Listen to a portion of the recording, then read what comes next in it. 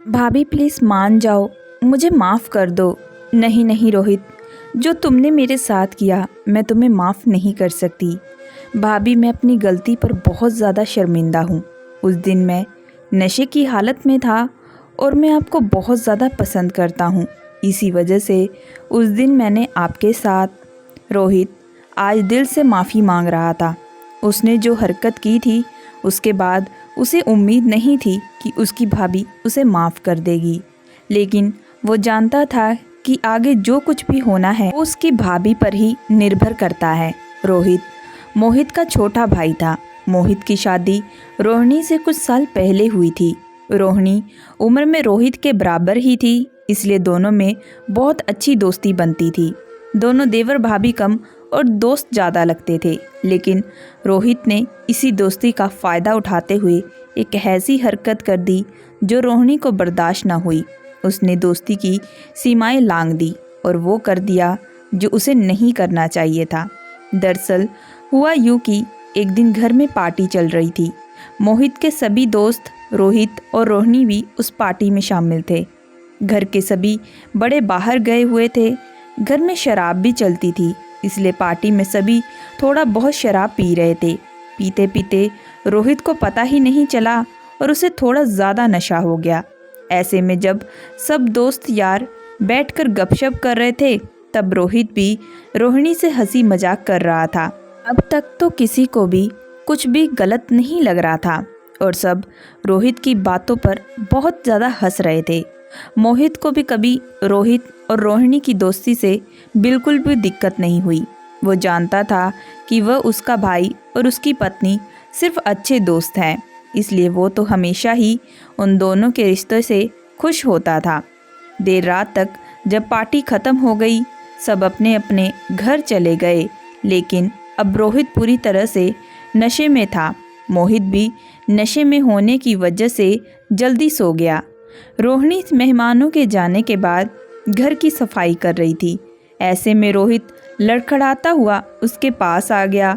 उसका हाथ पकड़कर उसे सोफे पर बिठा दिया और उसे कहने लगा, क्या यार भाभी, दिन रात बस काम ही करती रहती हो?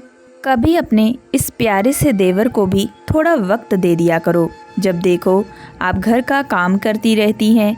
आज आप मेरे पास बैठो और आज मैं आपसे कुछ ज़रूरी बात करना चाहता हूँ। यह सुनकर रोहिणी बोली कि हाँ देवर जी, मैं तो आपके पास ही हूँ, बताइए कि आपको क्या बताना है मुझे। भाभी, आप बहुत ही ज़्यादा खूबसूरत हैं। आपकी खूबसूरती पर मैं बहुत ही ज़्यादा फ़िदा हूँ। आप सब मुझे हमेशा पूछते रहते हो कि मुझे कैसी लड़की चाहिए। आज मेरा जवाब भी सुन लो, मुझे आप जैसी पत्नी चाहिए। रोहिणी अब तक तो रोहित की हर बात पर हंस रही थी, लेकिन अब रोहित की गंभीरता देखकर वो भी थोड़ी गंभीर सी हो गई। वो बोलता रहा कि आप बहुत अच्छी हो। आप सिर्फ दिखने में ही खूबसूरत नहीं हो, बल्कि दिल की भी बहुत ही ज़्यादा अच्छी हो। आप सबका ध्यान रखती हो, घर के सारे काम करती हो, सबसे बहुत प्यार करती हो, परिवार को जोड़कर रखती हो। आखिर और क्या चाहिए एक पति को अपनी पत्नी से? यहाँ तक तो रोहिणी को सब कुछ ठीक लग रहा था, लेकिन आगे जो रोहित ने कहा वो उसके लिए किसी झटके से कम नहीं था। रोहित बोलने लगा कि बहुत खुशनसीब हैं मेरे भैया कि उन्हें आप जैसी पत्नी मिली, क्योंकि आप जैसी पत्नी की कल्पना तो मैं भी करता हूँ। कभी कभी तो ये लगता है कि आप मेरी भाभी नहीं, मेरी पत्नी होनी चाहिए थी। अगर ऐसा होता तो यकीन मानो मैं आपको दुनिया के सारे सुख देता। अब रोहिणी बहुत असमझ हो गई थी। माना कि दोनों देवर भाभी से ज़्यादा दोस्त थे, लेकिन हर रिश्ते की एक मर्यादा होती है और रोहित के शब्दों ने उस मर्यादा को पार कर दिया था, जो रोहिणी को बिल्कुल भी अच्छा नहीं लगा। वह उठकर जाने लगी। ऐसे में रोहित ने उसे रोका और कहा, अरे भाभी, कहाँ जा रही हो? आपने ये तो सुना ही नहीं कि आप मुझे कितनी खूबसूरत लगती हो। बस अब रोहिणी के सब्र का बांध टूट चुका था। उसने चिल्लाते हुए कहा, रोहित, अपनी सीमा में रहो। हो सकता है तुम अपनी तमीज़ भूल चुके हो, लेकिन मुझे तुम्हें याद दिलाने में 2 मिनट भी नहीं लगेंगे।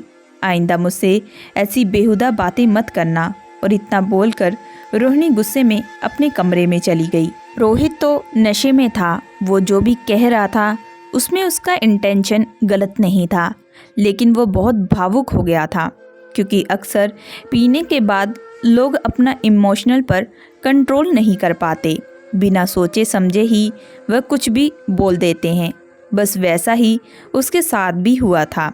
लेकिन रोहिणी की डांट सुनने के बाद उसका नशा एक झटके में उतर गया और उसे एहसास हुआ कि उसने कितनी बड़ी गलती कर दी। अब रोहित का नशा टेंशन में बदल गया और उसे लगा कि ना जाने उसने ऐसा क्या कर दिया। अब तो वो रोहिणी के कमरे में जाकर उसे मना भी नहीं सकता था, वरना वो और नाराज़ हो जाती। अब उसे सुबह तक का ही इंतज़ार करना था।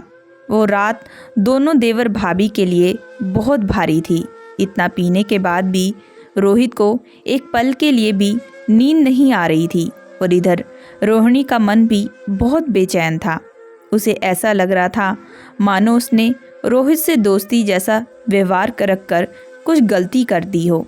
उसका भी अंतर मन तो बात पर यकीन नहीं कर रहा था कि रोहित ने कभी उसके लिए कुछ गलत सोचा हो, लेकिन उसकी बातें बार बार रोहिणी के दिमाग में घूम रही थी, इसलिए उसे बहुत ज़्यादा गुस्सा आ रहा था। उसने कभी भी नहीं सोचा था कि रोहित उसके लिए ऐसा कुछ कहेगा। रोहित को उसने हमेशा भाई की तरह, एक दोस्त की तरह देखा था, इसलिए उसकी ऐसी हरकत पर रोहिणी का मन कड़वा हो गया। जब सुबह हो गई, सुबह जब नींद खुली तो रोहिणी का सर पूरा भारी भारी हो रहा था, लेकिन किचन में तो जाना था। बाहर उसने देखा कि रोहित तो हॉल के सोफे पर ही लेटा हुआ था और रोहिणी को देखते ही वो उठकर बैठ गया। इसका मतलब रोहित सारी रात सोया नहीं था और यहीं पर बैठा रहा। रोहिणी ने सोचा कि एक पल के लिए तो उसे थोड़ी दया आने लगी, पर उसे फिर से रात की बात याद आ गई। रोहित उठकर रसोई में गया और जाते ही रोहिणी से माफ़ी मांगने लगा। उसने कहा, भाभी, मैं आपके सर की कसम खाकर कहता हूँ कि मेरा कोई गलत मतलब नहीं था। मैं आपको ज़्यादा सफाई नहीं दूंगा, लेकिन बस मैं इतना ही कहूँगा कि मेरा यकीन मानो, मैंने आपकी हमेशा बहुत इज्जत की है और मैं आज भी करता हूँ। हाँ, मेरे बोलने का तरीका गलत था, हो सकता है मेरे कुछ शब्द भी गलत हों, वो मेरी गलती है, लेकिन मेरी भावना सही थी। इस बात पर रोहिणी ने कहा, भावना सही होने से तुम कुछ भी बोल दोगे? माना कि हम दोस्त जैसे रहते हैं, लेकिन इसका मतलब तो यह नहीं कि तुम अपनी मर्यादा ही भूल जाओ। रोहित ने शर्म से अपना सर झुका लिया और फिर बोलने लगा कि भाभी, ये सच है कि मैं आपके जैसे गुणों वाली पत्नी चाहता हूँ।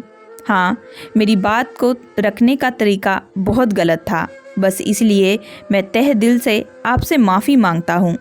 ज़िंदगी में अब ये गलती मैं दोबारा कभी नहीं होगी।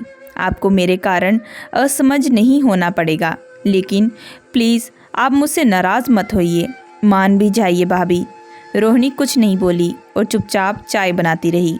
इस पर रोहित ने बोला, अरे छोटा भाई समझकर ही मुझे माफ़ कर दीजिए। रोहिणी ने रोहित की तरफ देखा तो उसके चेहरे पर वाकई पश्चाताप दिख रहे थे। वो बोली कि रोहित, इस दुनिया में सच्चे और अच्छे रिश्ते बहुत कम लोगों को मिलते हैं। कल की तुम्हारी बात सुनने के बाद मैं थोड़ा सा डर गई हूँ। मैं इस रिश्ते को बदनाम नहीं करना चाहती। मैं मोहित से भी बहुत ज़्यादा प्यार करती हूँ और एक पल के लिए भी उनके विश्वास को ठेस नहीं पहुँचाना चाहती। इसलिए आगे से तुम्हें ध्यान रखना होगा कि तुम इस रिश्ते की मर्यादा को हमेशा बना कर रखो। और अगर तुम सोचो कि मैं अभी ही नॉर्मल होकर तुमसे फिर से हंसी मजाक ठिठोले करने लग जाऊंगी, तो आई एम वेरी सॉरी, मैं ये बिल्कुल भी नहीं कर पाऊंगी। मुझे अभी थोड़ा वक्त चाहिए। रोहित भी रोहिणी को ज़्यादा फोर्स नहीं करना चाहता था, इसलिए वह फिर से माफ़ी मांगकर अपने कमरे में चला गया और रोहिणी अपने काम में लग गई। माफ़ी मांगने के बाद रोहित थोड़ा हल्का महसूस कर रहा था। इधर रोहिणी भी 2-3 दिन बाद नॉर्मल होने लगी। रोहित का उदास चेहरा देखकर रोहिणी ने उसे अपने पास बुलाया और कहा कि हमारी दोस्ती को मैं फिर से एक मौका देना चाहती हूँ, पर ध्यान रखना सीमा में रहकर ही हम ये रिश्ता निभाएं तो बहुत अच्छा होगा। रोहित ने खुशी खुशी सर हिला दिया और उसके चेहरे पर मुस्कुराहट आ गई। वो अब खुश था कि आखिरकार उसकी भाभी मान गई और उसकी दोस्ती बच गई। दोस्तों, मैं आशा करती हूँ कि आप लोगों को ये कहानी पसंद आई होगी। अगर आप लोगों को ये कहानी पसंद आई है सो प्लीज़ हमारे चैनल को लाइक एंड सब्सक्राइब ज़रूर करिएगा एंड बेल आइकन का बटन ज़रूर दबाइएगा।